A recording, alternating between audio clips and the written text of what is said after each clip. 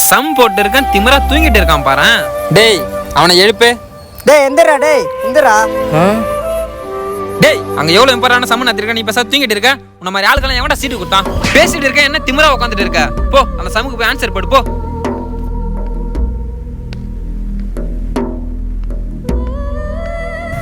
நான் வேணா எழுதி தரேன், இந்த சம்ம கண்டிப்பா அவன் போட மாட்டான். இவன மாதிரி ஆளுங்களால தான் நம்ம காலேஜே கெட்ட பேரு. நீங்களாச்சும் ஒழுங்கா சம்ம போடுங்க.